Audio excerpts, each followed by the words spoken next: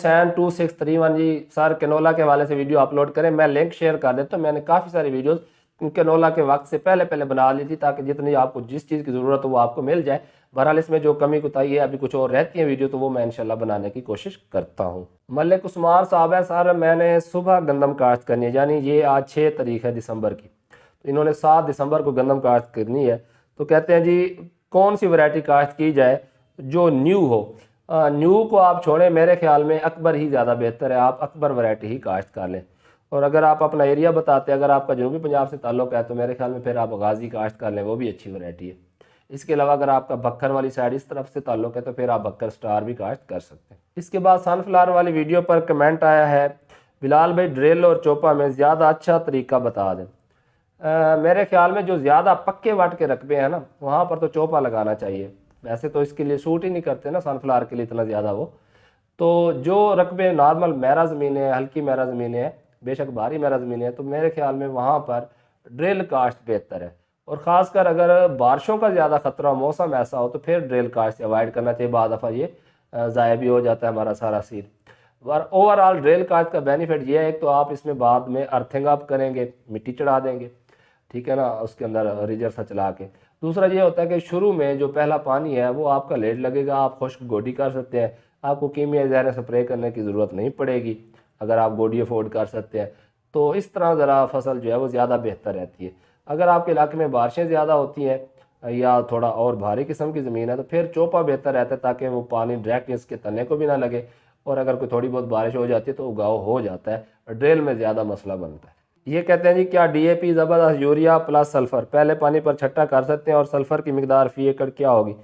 अब भाईजान आप जो पानी लगाएंगे कोशिश करें आप उसके साथ सल्फ़र और डीएपी को हल करके दें, और जो ज़बरदस्त यूरिया है वो 2-3 दिन बाद जब गप हो उस वक्त छट्टा करें तो ये ज़्यादा बेहतर। एहसानुल्लाह 3172 बिलाल भाई अगर राया 15 फरवरी को कटाई कर लें तो उस जगह पर सूरजमुखी काश्त की जा सकती है? लैया भाईजान 15 फरवरी को लैया में लेट हो जाएगी सूरजमुखी, आप कोशिश करें कि जनवरी के अंदर इसकी काश्त मुकम्मल करें। शराज 140 बिलाल भाई क्या गंदम के ऊपर सिंजेंटा की क्वांटस यूज़ कर सकते हैं? जी हाँ कर सकते हैं, इसमें मैंने कब रोका है आप भाई। अगर क्वांटस की ज़रूरत है, आपकी जेब में पैसे हैं और आप करना चाहते हैं तो ज़रूर करें, अच्छे रिजल्ट्स मिलते हैं, नुकसान इससे कोई नहीं होता। नीम कोटेड यूरिया कैसी है? Reply me brother. भाईजान अगर हम आम यूरिया से इसे कंपेयर करें तो नीम कोटेड यूरिया ज़्यादा बेहतर है। अगर उसको मज़ीद कंपेयर करें तो फिर इसके बाद आ जाती है अगला लेवल जो है वो सल्फ़र कोटेड यूरिया है, ज़बरदस्त यूरिया है, न्यूट्राफुल यूरिया है। तो इनमें से जो भी आप इस्तेमाल करेंगे उसमें जो एक्स्ट्रा बेनिफिट है वो तो थोड़ा बहुत आपको मिलता है। सर राय की फसल के बाद मार्च में तिल्ली की काश्त हो सकती है? कोई मसला तो नहीं है? थैंक्स। जी हाँ, अगर आपके राय की फसल मार्च के आखिर तक बर्दाश्त हो जाती है तो आप तिल्ली की काश्त कर सकते हैं। बाद दफ़ा ये होता है कि टेम्परेचर का ऐसा इफेक्ट भी आ जाता है कि ये जो दाने हैं वो कम बनते हैं, रिस्की होता है थोड़ा सा, लेकिन अमूमन जो है इसका जो सही टाइम है वो जून के बाद ही शुरू होता है, 15 जून के बाद ही, वरना अप्रैल वाली भी बहुत सारे लोगों ने लगाई और अच्छी पैदावार ली है इस साल। अगले भैया जी अबू ज़र लशारी साहब, बिलाल भाई मैंने 25 अक्टूबर को गंदम रौनी की थी, नीचे डीएपी खाद भी डाली थी, फिर जो है ना गंदम को उसी दौरान मूला लग गया। ये मूला कहते हैं जो स्योंक लगती है, दीमक लगती है, ठीक है, हम तो मूला बोलते हैं, नीचे यानी कीड़ा लग गया। पहला पानी ठीक 22 दिन बाद मैंने दे दिया पानी के साथ, फिर मैंने यूरिया और नाइट्रोफास दोनों खादें भी साथ मिलाकर दी। अब कुछ गंदम ठीक है और कुछ गंदम पतली सी तीली बनी हुई है। अच्छा, अब इस गंदम के बाद जो है वो 40 दिन की हो चुकी है, आप बताएं दूसरा पानी कब देना चाहिए और पानी के साथ क्या देना चाहिए? भाईजान जब भी आपकी वीडियो आती है मैं शौक़ से देखता हूँ, मैं डीजी खान शहर में रहता हूँ। भाईजान जहाँ तक ताल्लुक़ है दूसरे पानी का, तो आपने पहला पानी 22 दिन बाद दिया, अब आपकी गंदम है 40 दिन की, जब आपकी गंदम हो जाए 70 दिन की तो उसके बाद ही आप दूसरे पानी का सोचिएगा। बहरहाल आप अपने इलाके के हिसाब से ज़रूर देख लें कि आपकी ज़मीन कैसी है।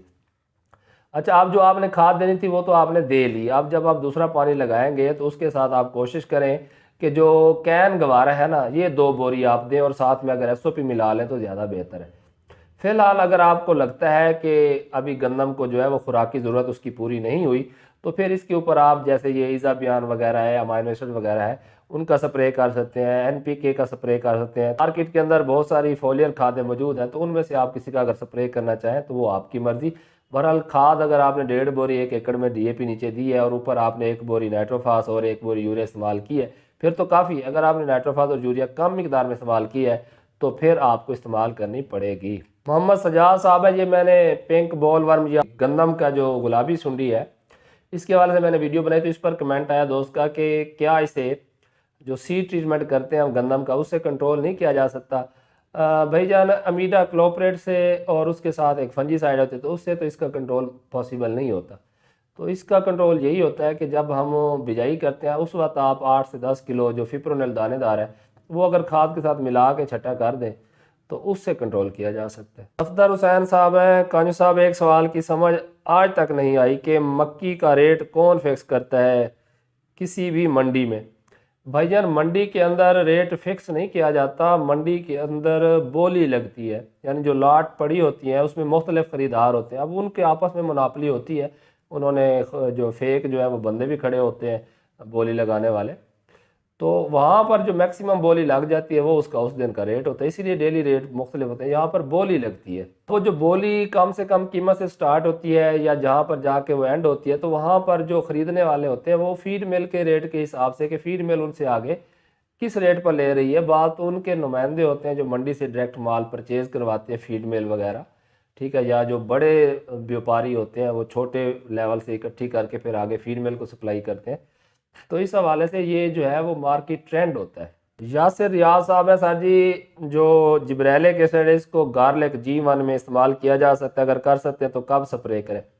मेरे ख्याल में स्प्रे करने का तो ज़रूरत नहीं है, इसको आप जब सीड ट्रीटमेंट करके लगाएं तो वो ज़्यादा बेहतर है। स्प्रे में इसका कोई इतना ज़्यादा हमें अच्छा रिजल्ट नहीं मिलेगा। दूसरा ये है कि अगर आप स्प्रे करना भी चाहते हैं तो जब आप देखें नीचे बल्ब बन चुका है, नीचे जो उसकी पोथियाँ वो बनना शुरू हो गई हैं, उसके बाद आप इसका स्प्रे कर सकते हैं। मोहसिन भोजिया साहब है, ये कहते हैं सर DAP की जगह 2 नाइट्रोफास इस्तेमाल कर सकते हैं। जी हाँ जी, ज़रूर कर सकते हैं। मोहम्मद शरीफ साहब हैं जी, मैग्नीशियम सल्फेट मार्केट में किस नाम से मिलता है? आपको साइंटिफिक स्टोर से मैग्नीशियम सल्फेट के नाम से मिल जाएगा।